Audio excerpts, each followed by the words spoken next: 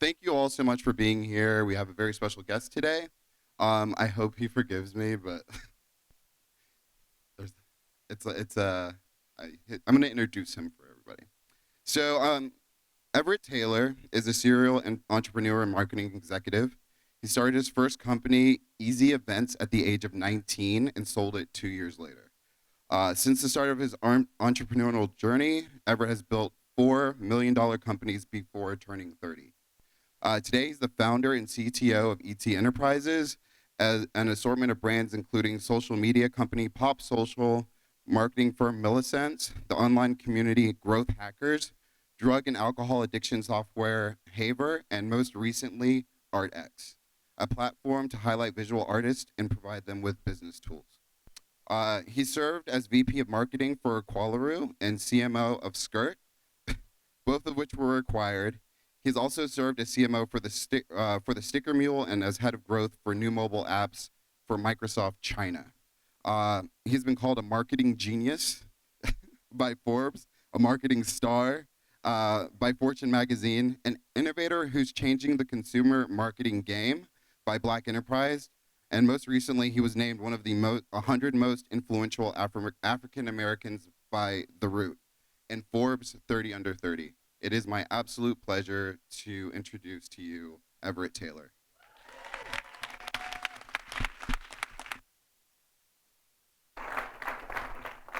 I have never stood on something like this for a talk. Should I stand right here or should I stand up here? What is the usual? Ooh, that might not be good. Should I just try to do the handheld? You think that'll be better? You guys are good? Okay. Is this good? Should I step up? Step up here? Okay, okay. All right. I feel a little bit better. What's going on, everybody? I know y'all just ate, y'all got the itis. What's up, everybody? Um, Very excited to be here. My name is Everette Taylor. I think it's, I was talking to a few of the guys in the back. I think it's extremely important that you guys are doing a Black History Month event. I've been at a lot of startups, and oh no, you're fine. I've been at a lot of startups, and quite frankly, a lot of startups don't give a shit about diversity and intersectionality. So I think this is definitely a step in the right direction that you guys are doing this. And I want to say my appreciation for the people that put this together and for you guys just being here right now, because that means a lot. That means that you care, and that's the first step to really making change, and that's the first step for really starting to provide that diversity and inclusivity within your company. Again, my name is Everette Taylor. Glad to be here. Obviously, I'm Black, so that was like the first requirement, I guess. And I'm going to share with you guys a little bit of my story through hip hop lyrics. Admittedly, I did this about at like 3, 4 a.m. last night, and I sent my slides to Frank and those guys probably a couple hours ago. So we're going to go through this together, guys. But bear with me. I'm really excited. So I chose 5 or 6 different lyrics that were meaningful to me. A couple by like my favorite rapper, Jay-Z, who I just think is the greatest personally.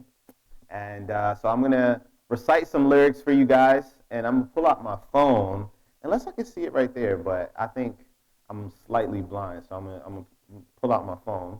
And I'm going to recite some lyrics, and then I'm going to explain why those particular lyrics are meaningful to me and my life story. So let's start with the first. This is from a song called Pray by Jay-Z. Let me pull up my lyrics real quick.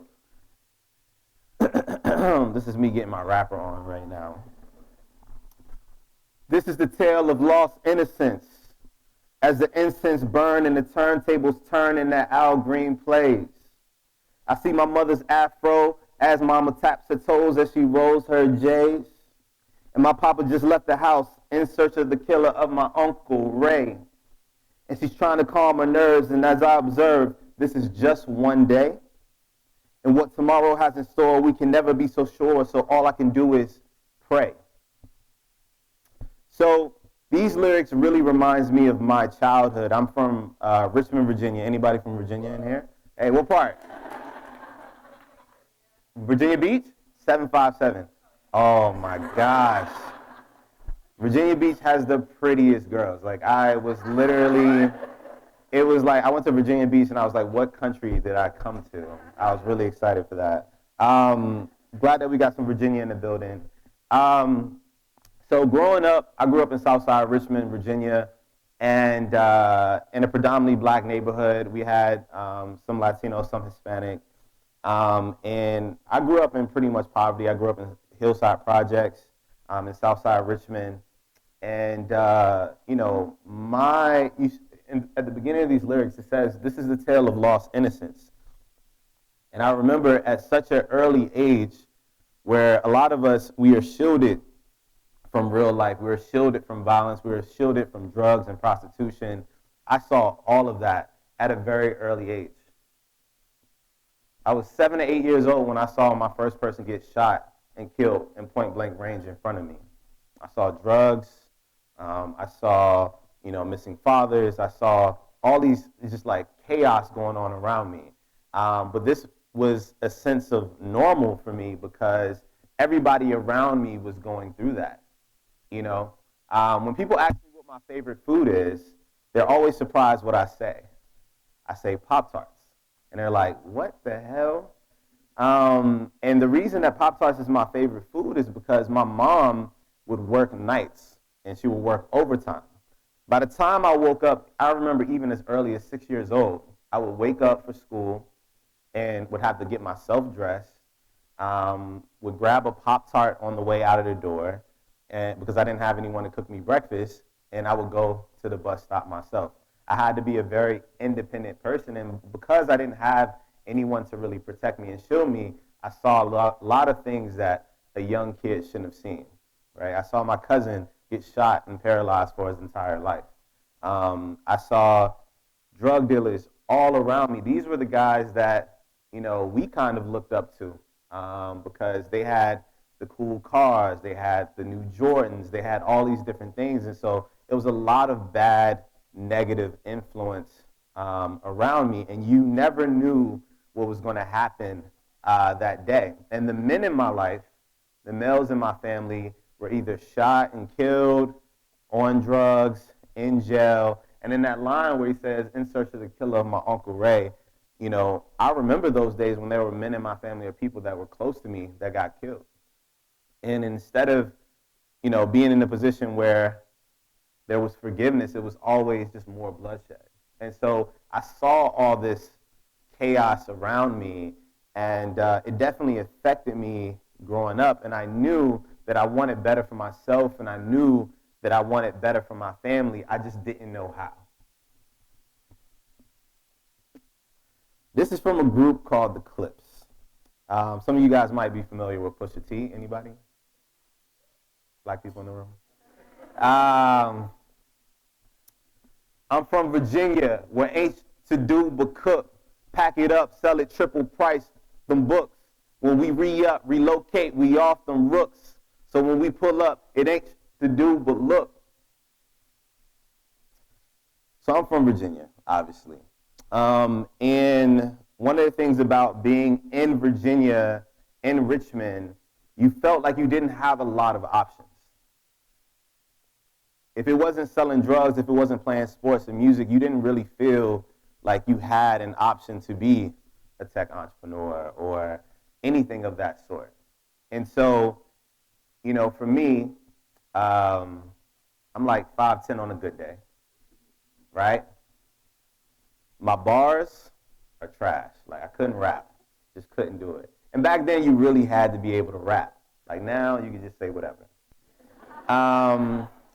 And so the drug game was something that enticed me. It was a way for me to make money. And so even as early as 11 years old, I started selling drugs. And a lot of people say, wow, so young. Well, they recruited young. You would go into convenience stores, and you didn't have no money, and then the guy's like, oh, you want them Twizzlers? You get them Twizzlers, right? They would buy things for you. You could kind of be that big brother to you, and so then they brought you in. And I started selling drugs when I was 11, and that was really disappointing for my mother when she did find out, because I had so many uncles in jail for the same thing, right? So I was doing that for a few years, and like a lot of our mothers, she discovered some things in my room that shouldn't have been in my room. And that day she said, that's it. That's it. You got to get a real job. I was 14 years old. Like, what the hell? Real job? I'm 14. And she went to the classified ads, and she found a marketing assistant job, junior marketing assistant job, for a company called Eastern National. For some of the younger people in the room, maybe some of you guys don't know what classified ads are, but it used to be this thing, you look for jobs, look for, just like Craigslist in real life. And so I went to this interview, this marketing interview, and I don't know if you guys can think of the time where you realized you were good at what you could do, or what you guys are doing right now. And in that interview, I realized marketing was something that I had a natural gift and ability for, because, in my words, after the interview, that shit was easy, right? And after the interview, they offered me a job, and he said, "Can you start Monday at 9 a.m.?" What do you guys think was the problem with that? School. And so I was like, "Hey, I can't do that. I have school." I think I was like born with a really old face. I feel like I looked like I was like 25 at 14. And I said, I've always been the type of person that I push past social norms, social constructs. I've always challenged, not authority, but I've challenged the way things are supposed to be. And so I said, hey, if I can come in here before school and after school and on weekends and get the same amount of work done that a full-time employee can, shouldn't I be able to keep the job? And they couldn't really argue with that. And so that's how I got my first marketing job. And marketing literally saved my life.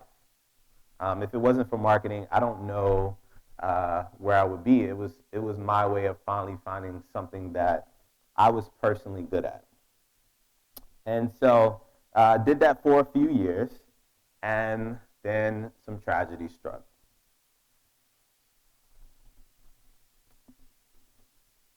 This is Jay-Z. This is a song called "This Can't Be Life," as you can probably see. This can't be life. This can't be love. This can't be right. There's got to be more. This can't be us. This can't be life. This can't be love. This can't be right. There's got to be more. This can't be us.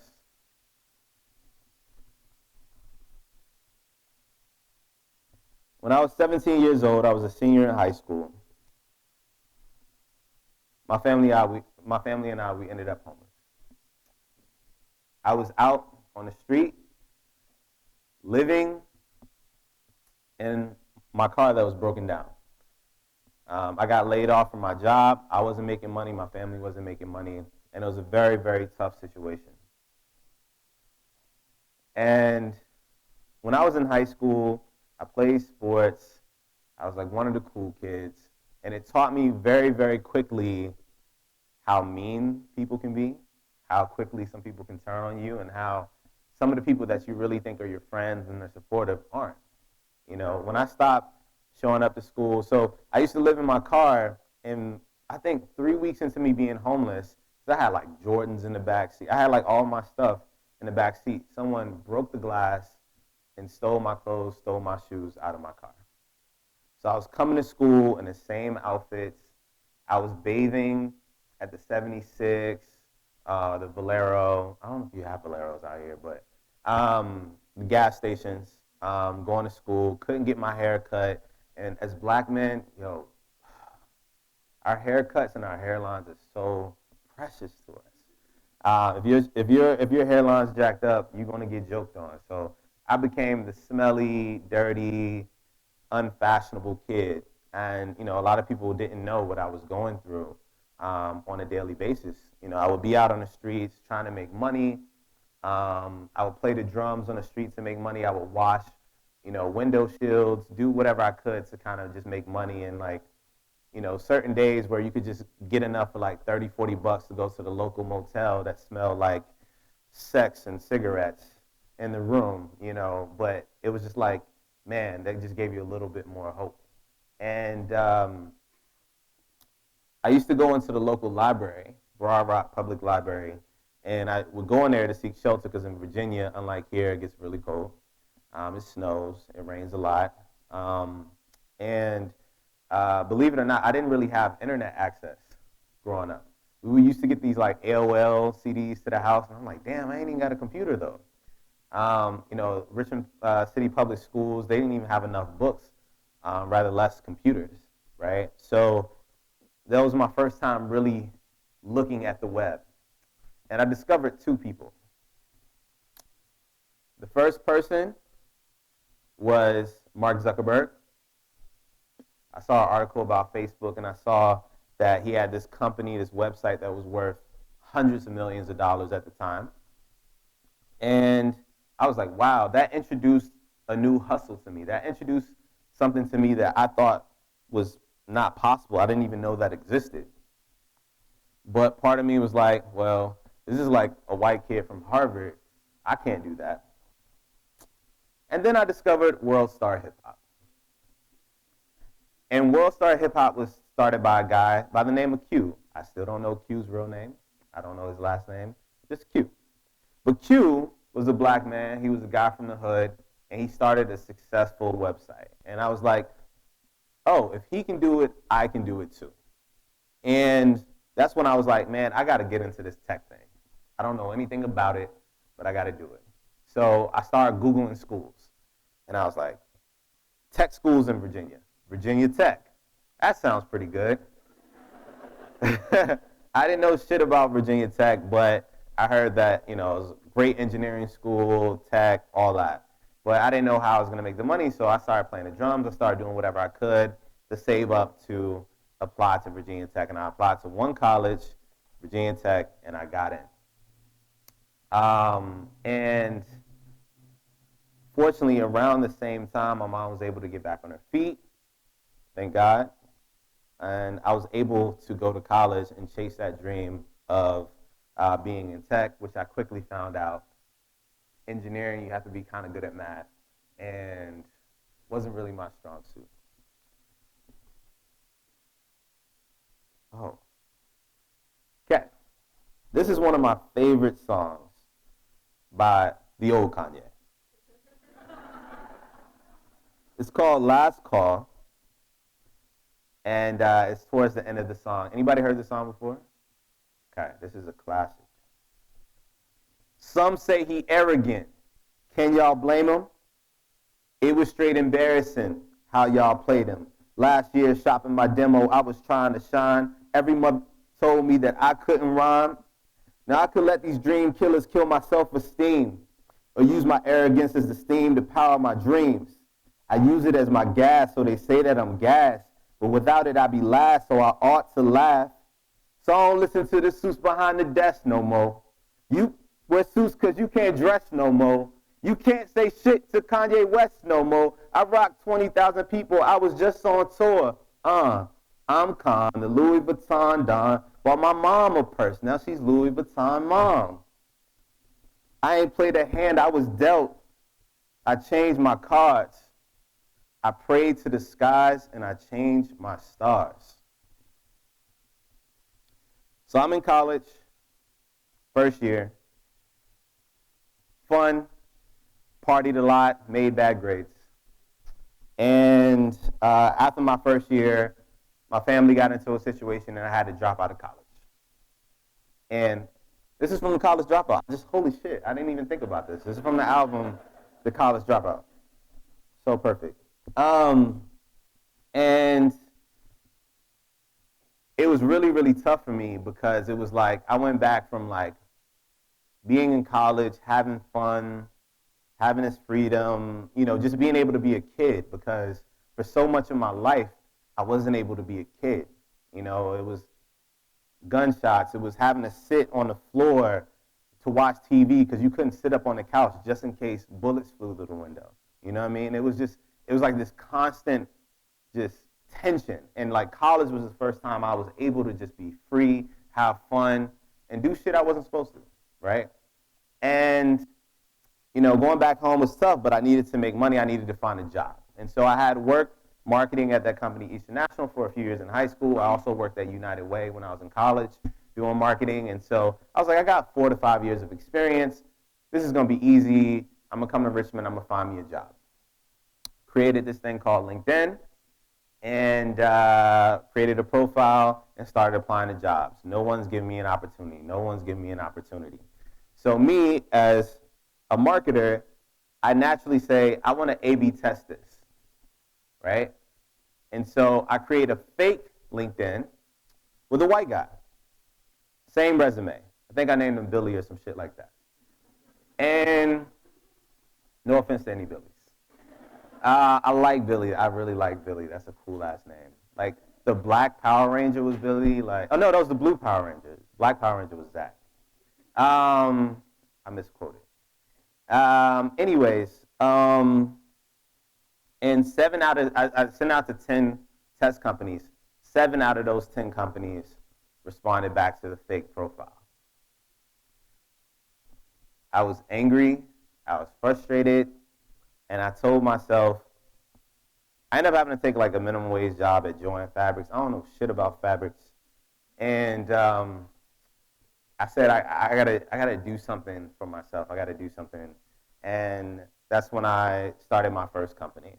And the only thing I really knew how to do coming out of college, the one thing I learned how to do was throw parties.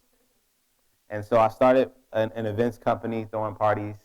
And then I teamed up with a couple guys from Virginia Tech that were developers to start creating software for events and named it Easy Events. So very similar to Eventbrite. You could buy tickets to our events online. Unfortunately, not having that Silicon Valley or Silicon Beach mindset, I didn't think about the platform being able to be like a global platform, but was able to successfully sell it 2 years later. Made a good amount of money, got my mom out of the hood, bought a Porsche, just ridiculous stuff like that. And went back to college, was there for a couple years, and I realized that as I saw Eventbrite becoming bigger and bigger, and I was like, I sold my company for how much, and Eventbrite is now worth this much. I realized that I made a mistake, and I realized that, there was knowledge that I needed to earn, knowledge I needed to learn, and I needed to get out of Virginia and take a leap and take a chance.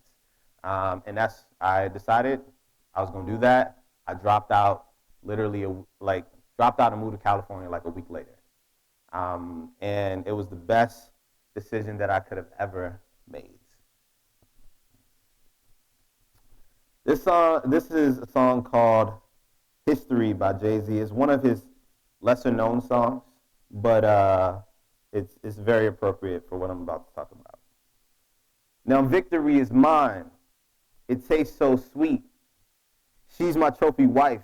You're coming with me. We'll have a baby who stutters repeatedly. We'll name him History. He'll repeat after me.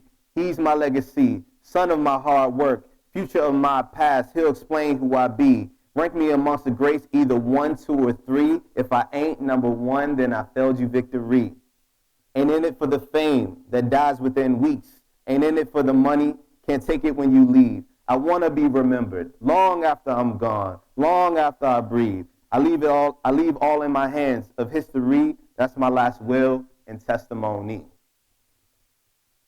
Moving to California was the best decision I could have ever made. I became head of marketing of a startup called Qualaroot, which eventually got acquired. With Sean Ellis, we started Growth Hackers, growthhackers.com. And I started my marketing firm, and I just started cranking out companies over the years and was able to be a marketing executive at a lot of really, really cool companies. And, for a very long time, all I did was grind. I dealt with depression. I dealt with anxiety. I dealt with all these different things, fatigue, wasn't taking care of myself. I gained like 30 pounds. It was ridiculous. Um, and it's because sometimes we're taught, and this is really important that I'm at Headspace because it's, this is good to talk about. I'm sure all of in the startup space, even working at a place where you're at Headspace, where these things, you guys are literally building something to help people conquer these things. Sometimes we forget self-care. Sometimes we forget to take care of ourselves, to pay attention to our mental health. And for a very, very long time, my why was tied with making money and being successful, but I was so unhappy. And so I had to take a step back and really think about what I wanted my life to look like moving forward. Like, oh, now I have money and now I have success, but I'm not really happy. And my best friend growing up, this was in 2017, my best friend growing up was shot and killed back home. I had talked to him a couple days before, and you know how we get sometimes where it's like we get on the phone with our moms or our friends. It's like, oh, yeah, yeah, cool, cool, cool. All right. And it's like these 2-minute conversations. We don't really put anything into it. And the last time he called me, he told me, because he was in the drug game, and, where I was saved by marketing, he wasn't. And, he told me, like, yo, man, I'm trying to do something with this money. I'm trying to figure out a way to flip this money and start doing something legal. I want to talk to you about some ideas and some companies. And you know how it is as you guys are successful. You always have people wanting to pick your brain, wanting this, wanting that. And, I was like, yeah, yeah, man, we'll definitely rap. We'll definitely talk soon, And, I didn't really take that conversation seriously. And that was the last time I talked to him. And that completely changed my life because I knew at that point I had to change how I was going to move forward.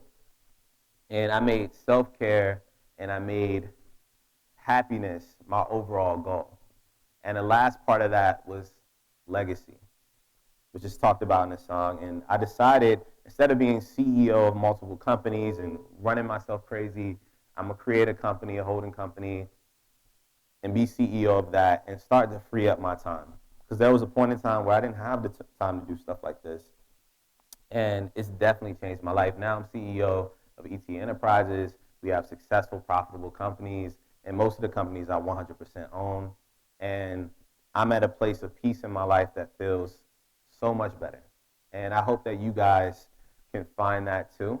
I know we're all working hard and we're all, pushing to be as successful as possible and make Headspace as successful as possible and as diverse as possible.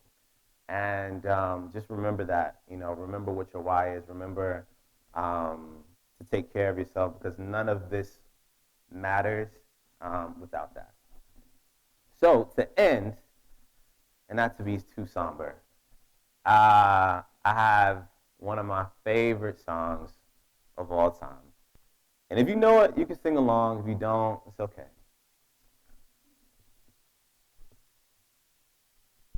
We used to fuss when the landlord dissed us. No heat.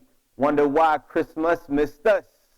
Birthdays was the worst days. Now we drink champagne when we thirsty. Damn right I like the life I live. Cause I went from negative to positive and it's all good. And if you don't know, now you know.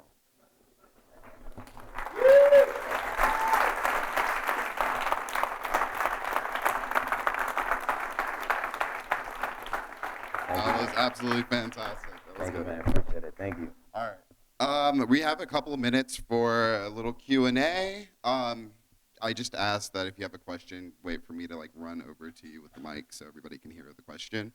But yeah. Yeah, any questions?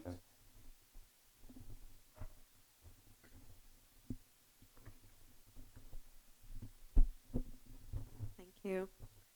Hi, thank you so much for being here and sharing your story. Very powerful, inspiring, and very important for all of us to hear as we think about people's journeys in their lives and how we're going to support them all along the way. My question was about when you were talking about growing up in a place where people are, selling drugs illegally. I'm curious what your take is on this whole movement of legalization of marijuana and who's profiting from that. And, Yeah. basically, yeah, do you see anything going on with reinvestment of those profits into communities that have normally been kind of criminalized and punished for that? And, just curious, like, what you are thinking about, what you're looking at in terms of that, and also how we can kind of be involved. Yeah, so I went back to Virginia, and if you guys are unaware, marijuana is still not legalized in Virginia. There are so many people, especially black men, that are in prison right now over marijuana charges in Virginia and other states where it's not legalized.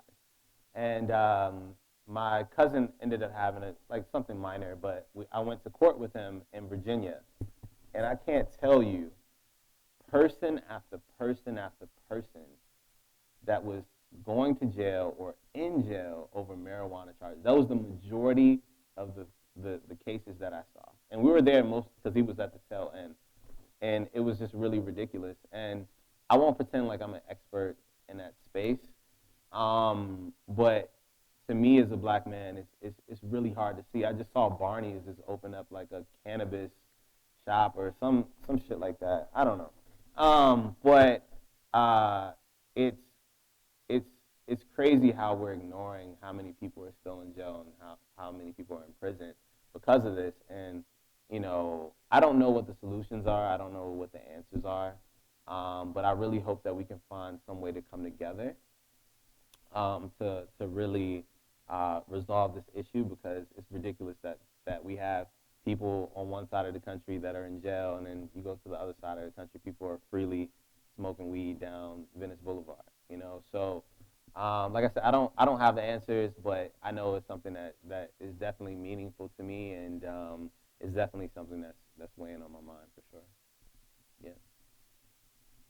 Thank you. Anybody else? Questions? Yep.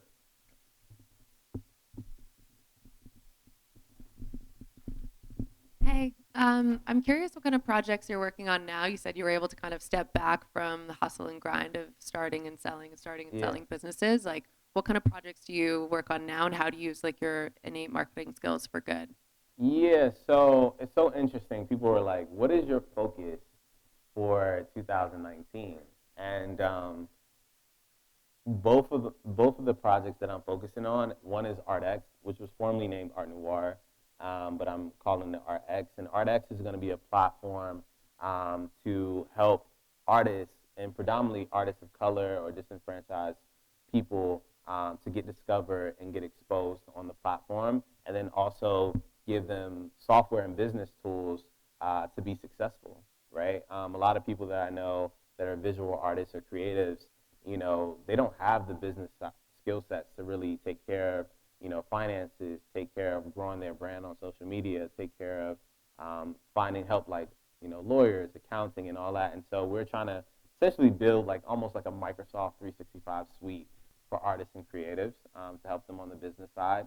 And then as well, creating events that are inclusive of different artists. Like Freeze LA is here this week, and only a small percentage of the artists are going to be people of color and things like that. And so I want to be able to change that narrative and bring that more to the forefront and mainstream. And is this a company that's going to make me a lot of money?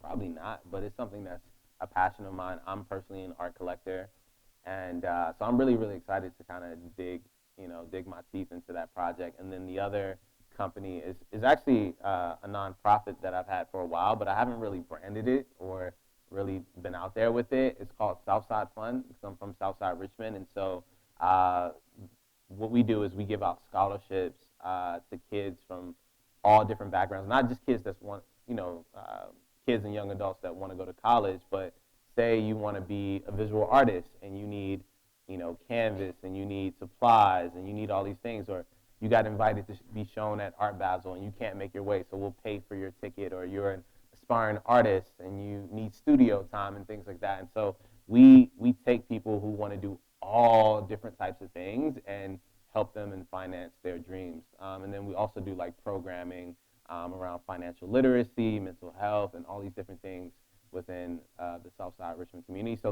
two projects for me that I'm really focused on. I think I got a unicorn in my back pocket, but I'm gonna save that for 2020. We have any other questions? Yep.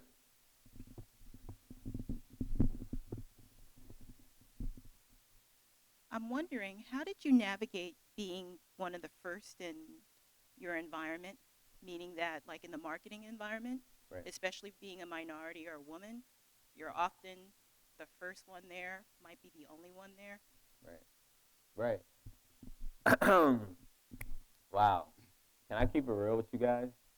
Yeah, that Yes. shit fucking sucks. Like, honestly, I want you guys to really understand how hard it is to be a person of color or someone to be different in this space. You know, for a very long time, um, you know, gay men and lesbian women and trans and things like that were not accepted, still not accepted. Black people, Latino, Hispanic. It's so hard being someone where people just don't understand you and don't want to even try to understand you, don't even want to talk to you, and they avoid you, right? And it was very, very difficult for me.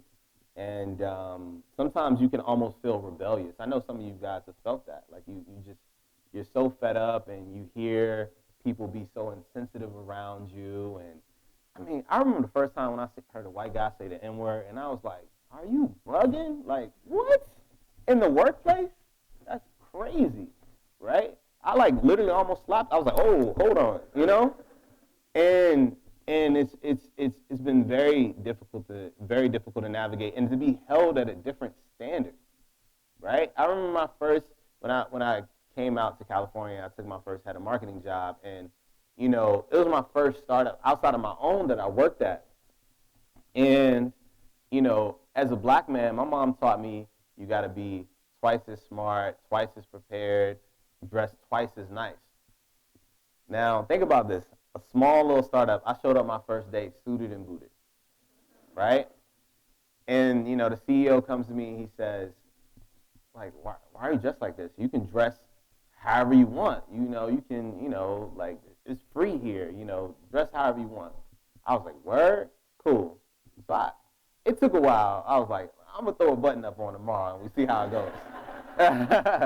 But, I remember I started like wearing kind of like streetwear, like baggy hoodies and stuff like that, and it became a problem. Randall had sandals on and like khaki shorts and whatever, and me, I come in with a streetwear hoodie and it's like a problem. And so just having those biases, those double standards, people not really wanting to get to know you or understand you, people having just they think, oh, yo, honestly, I'm gonna keep it real with y'all. If you're not black, you don't understand what it means to be black. Be an ally, be supportive, rock with us. You might get invited to the cookout, but don't try to pretend that you understand what it's like to be us or like anyone, a trans person, a gay person, a Hispanic person. Like, you just don't know, and I think the biggest part is like kind of, I don't know if I answered your question, but for me, just to kind of elaborate on that is, I was talking to my guy Frank over here, and Frank is dope as fuck, and I'm glad you guys have him. Give him a raise, and we're in the back, and I was telling him how important it was for him. To me, he was the most important person in that room, being the only white male in that room, working on this program, right? Because that's what's going to change things, right? It's the allies, the people that, are the majority that want to say, you know what, wait a minute, this shit ain't right, And so I really hope you guys, after this, sometimes you go to things and you feel like, oh yeah, I'm going to do this and I'm going to do that. Week later, you're on the same bullshit. I hope you guys leave this, whether you like my talk or not, I hope you guys leave this and say, like, no, I actually want to make a change, and I actually want to make Headspace a more inclusive place, and I want to be able to understand people better, and I do want to be an ally. And that's my 2 cents.